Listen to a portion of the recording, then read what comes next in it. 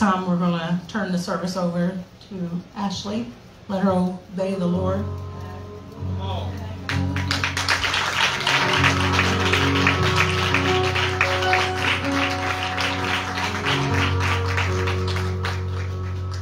Praise God. I feel the Lord in this place tonight. There's a sweet, humble spirit in this place tonight. Hallelujah. Hallelujah. My prayer is just that I, along with others, will be sensitive to the Spirit of God. I wanted to share something, and I did run it by Sister Elizabeth there before church. I don't normally, this is not something I do, is read stuff, but especially something personal. But I will tell you that I can say that I've been experiencing revival in my own life lately, and I'm grateful for that. We go through seasons that, how many of you have experienced being fired up, and then the next thing you know, you've allowed yourself to get in a place, that you didn't mean to. And I believe that's why we have things like this. And I just want to tell you before I start reading here that I do believe in divine appointments. And I do believe that when there are people who are hungry and thirsty, it's God's will to fill us. So if you're here tonight and you feel low, you feel beat up and discouraged, let me tell you, don't feel ashamed. I know the enemy wants to make us feel ashamed, but don't feel ashamed, because this right here is your gas station where you can fill up. Hallelujah. Oh yes, we all need Him, and it doesn't matter where we've been or what we've done, even recently. If you want Him, and if you want to get out of that pit you've been in, let me tell you tonight, you can get out of that pit. Hallelujah. I want to be wise in what I'm sharing here, but I wrote it down in my notes. Like I said, it's not something I normally do, but the Lord, I had an appointment with the Lord on April 11th. And I was up in the wee hours of the night. Everybody else had went to bed, and if you're a mama, you know sometimes that's the only time you can get away without noise. And I had an appointment with Him, though. And so I wrote this down. Last night and today, the Lord has been speaking to me in some major ways. A pastor preached from Galatians 6:9 about not becoming weary in well-doing. I needed this verse so much about a certain situation. I've absolutely been so discouraged, so tired, and I'm sure others maybe didn't know exactly what was going on the inside. So weary. I've been ready to escape the situation, but I've known that's not the answer without His approval. And let me say, I know that the speaker's in the house, so I'm not trying to take her place here, but I said I've been frustrated. I've taken things personal. I have felt alone. I've become distracted and easily forgetting the blessings that's come our way and the people that God has placed within our circle. It's been a beautiful thing to have them beside us. I confess that I have not applied myself and been all I can be. I have repented. And then there's a sister in the house tonight, Sister Micah. She came, and she doesn't even know the extent of what the Lord used her because the Lord had already been dealing with me about some things, but she had shared a message on Facebook, and I just so happened to tune in, and she was going live, and so she shared a message that God had already been dealing with me about consistency. I have beat myself up so many times saying, God, have you ever said this word? Let me take it like this. Have you ever said, but God, I'm afraid I'll fail you again? And so you don't even, it's like you're almost scared to try again. And so that's where I was at. And Lord, I'll fail you. I know my ways. I know how I'm not consistent in certain areas of my life, and I'm just afraid I'll let you down again.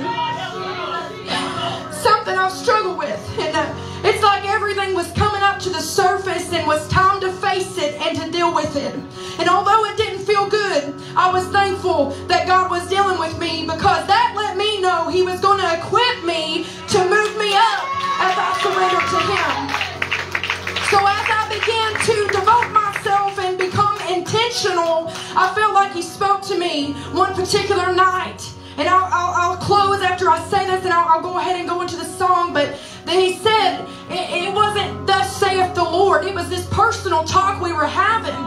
You know, it was a very special talk, and I sit there crying, and at times had to be silent. You know, sometimes we just gotta hush so we can hear him. You know, but he was talking to me, and it's as if I could hear him say, "This next place I'm taking you to is going to require more out of you than what you have done in the past. So listen and obey. It will not be easy, but it'll be worth it, and you will see and understand when you are on the other side.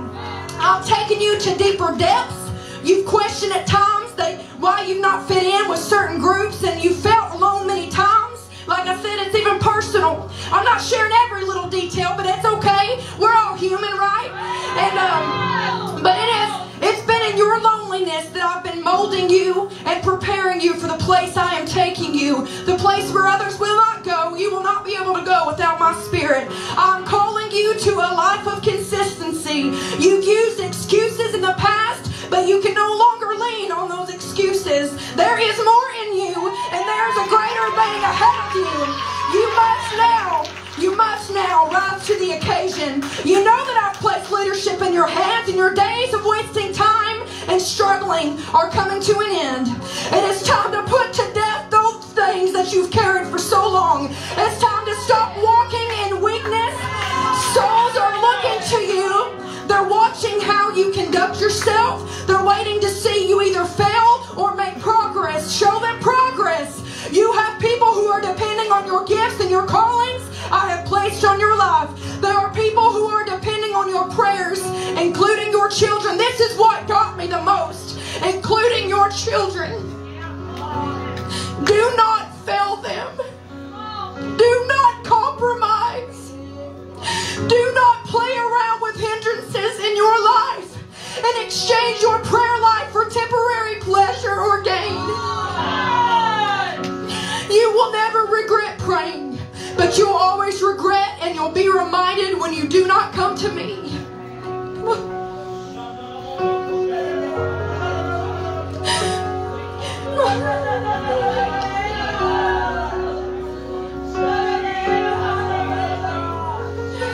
You know that you are miserable when you don't spend your time with me. And you know even when you choose to spend your time doing other things, your mind is still thinking on me. So go ahead and do what you know you need to do. I'm here waiting for you. I've placed a call upon you, and it's time for you to answer. You've had me on hold for a while, but now it's time to connect. And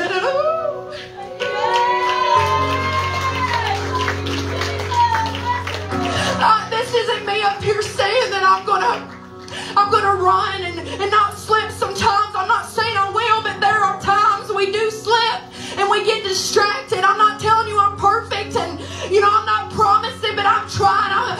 So after he had that appointment with me, I said, Lord, I'm gonna do it. I'm gonna get up and not be distracted and not dwell on the things that I can't do and keep walking in weakness like he said. So this is what leads me to this song. I walked in the kitchen, I believe it was the next day, and of course I'd already started praying and asking the Lord just to restore those things inside of me.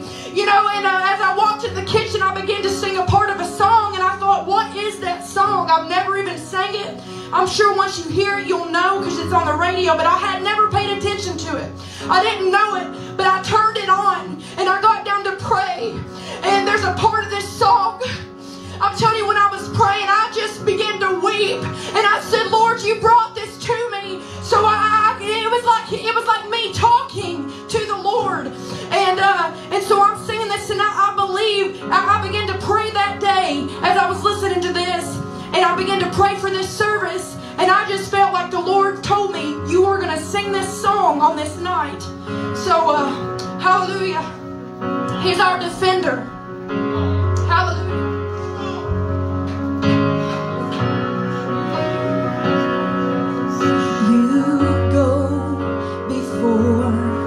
I know that you've even gone to win my war.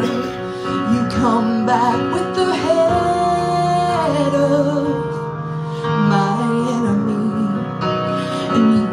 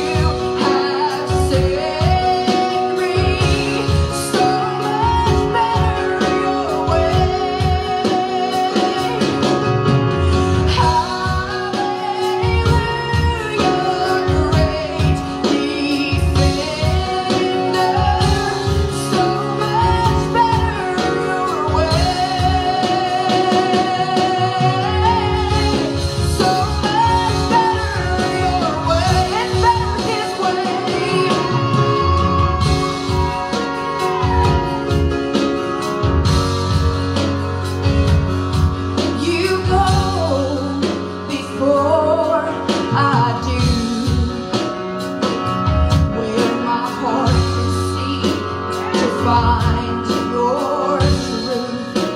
Your mercy is the shade I'm living in, and you restore my faith and hope again. And all I did was praise.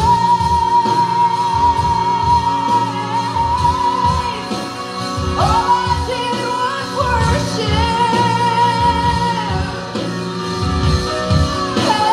And all I did was bow down. All I did was stay still, stay still. And hallelujah, you have saved me. It's so much better your way.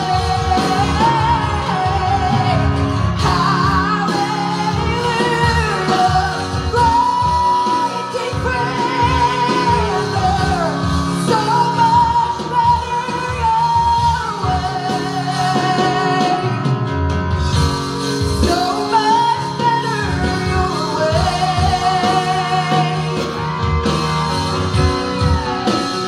When I thought I lost me, you knew where I lived.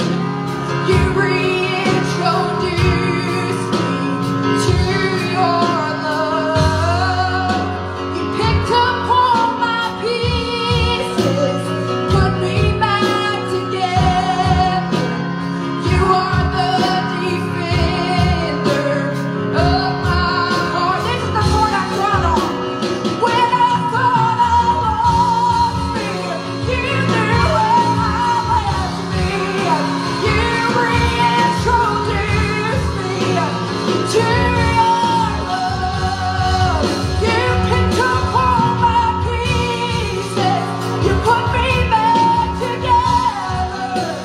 You are the defender of my heart. And when I thought I lost me, you knew where I lived.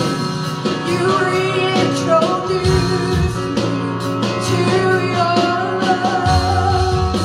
You picked up all my pieces, put me back together. You're the defender of my heart. Hallelujah, you have saved me. So much better your way. Hallelujah, great defender. So much better your way. So much better your way. You go before I know that you've even gone to win my war. You come back with the head of my enemy, and you come back and you call it my victory.